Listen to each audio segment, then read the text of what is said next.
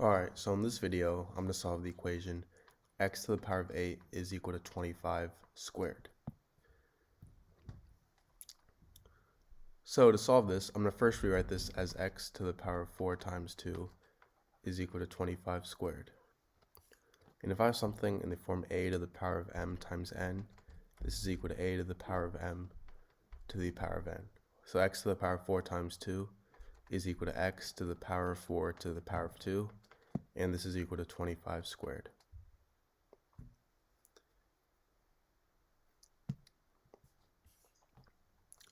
Now I'm going to subtract 25 squared on both sides. So these two cancel out, and I get x to the power of 4 to the power of 2 minus 25 to the power of 2 is equal to 0.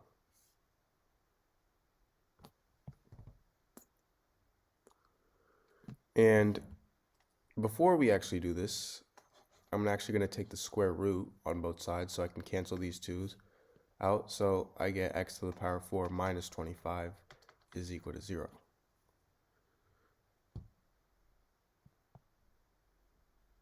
Now from here, I'm going to rewrite this as x squared to the power of 2 minus 5 squared is equal to 0. So now I can use the formula a squared minus b squared is equal to a plus b times a minus b on this.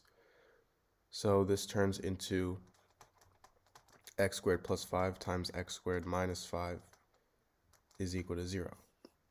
So I get two equations. X squared plus 5 equals 0, and x squared minus 5 equals 0. So for x squared minus 5 equals 0, I get x squared equals 5. If I take the square root on both sides, I get x is equal to positive or negative square root of 5. Now for x squared plus 5 equals 0, I can subtract 5 on both sides. So I get x squared is equal to negative 5. If I take the square root, I get x is equal to the square root of negative 5, which is equal to the square root of 5i. So these are my four solutions to this equation. Alright, so in this video, I'm going to solve the equation a squared minus b squared is equal to 49. So to solve this, I'm going to use the property that states that if I have something in the form x squared minus y squared, this is equal to x plus y times x minus y. In this case, a squared minus b squared, a is x and b is y, so this turns into a plus b times a minus b is equal to 49. Now from here, I can rewrite 49 as 7 times, or sorry, not 7, 49 times 1. 49 is equal to 49 times 1, so that's true. And this I can rewrite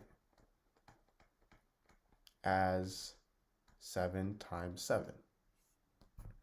Now, we obviously know that a plus b is going to be greater than a minus b. So keeping this in mind, this means that we can't rewrite a plus b times a minus b as 7 times 7, as 7 and 7 are equal. So this possibility is out of the way, and 49 times 1 is the only possibility here.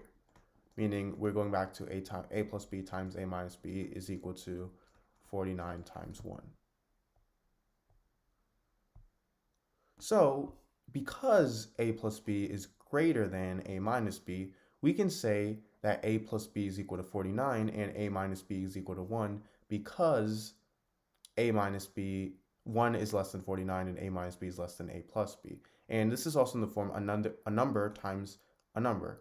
So, and notice how this is equal to a number times another number. So we can say that a plus b is equal to 49 and a minus b is equal to 1.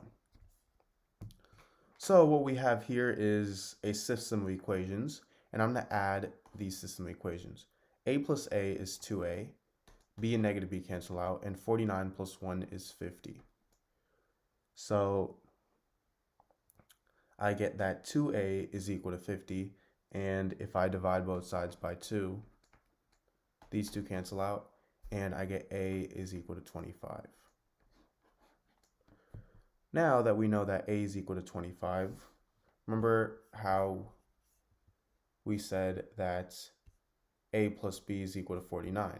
So this means that 25 plus b is equal to 49, and b is equal to 49 minus 25, which is 24.